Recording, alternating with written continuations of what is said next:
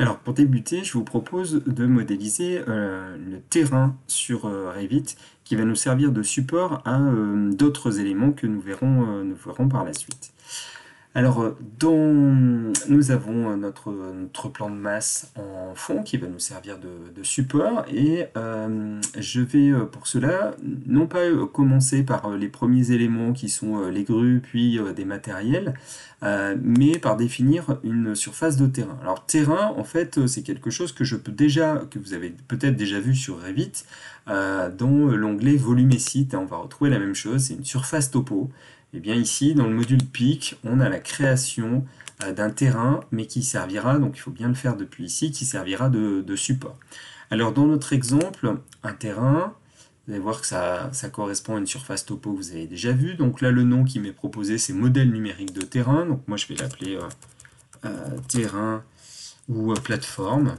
D'accord, plateforme du PIC, ou vous laissez MNT comme vous voulez. Voilà. Le logiciel me propose de faire à partir d'éléments que je pourrais sélectionner, donc depuis une importation de fichiers DWG ou de fichiers de points. Nous, on va placer simplement 4 points parce qu'on va faire une surface topo très simple qui va être plate pour ce premier plan d'installation de chantier.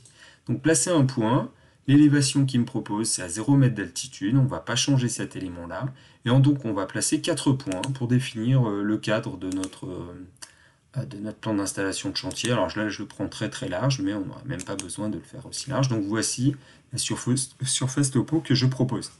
Là, je l'ai faite à l'horizontale.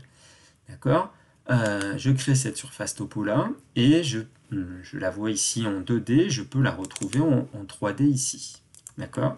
Alors en 3D, vous voyez qu'elle est complètement plate ici. D'ailleurs, les courbes de niveau en 3D ne sont pas toujours très utiles. On les verra dans des vues en plan. Donc je peux même les masquer tout de suite.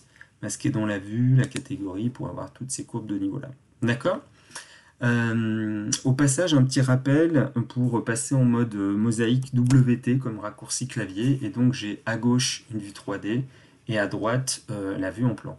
Si cette surface topo, là, je veux la sélectionner, j'appuie sur Tab pour avoir la surface topo entière.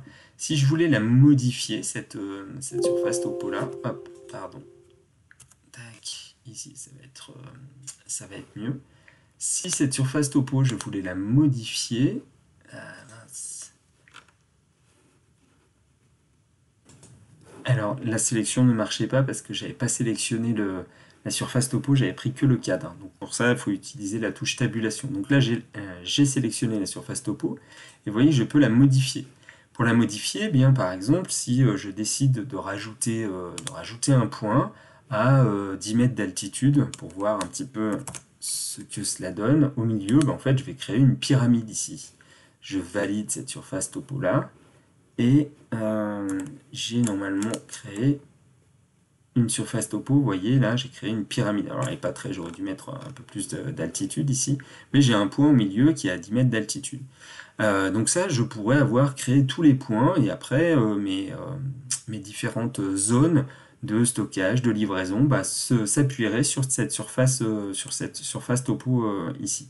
Alors je n'en ai pas besoin ici, moi. Donc je vais supprimer ce point que j'ai créé là, mais il est tout à fait possible de le faire. Aujourd'hui, on fait une surface topo toute simple. Hein.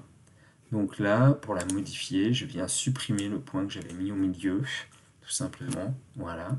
Et je valide. Donc cette fois-ci, là, la surface topo est complètement horizontale. Je vais pouvoir passer à l'étape suivante qui va consister à créer les différentes zones du plan d'installation de chantier.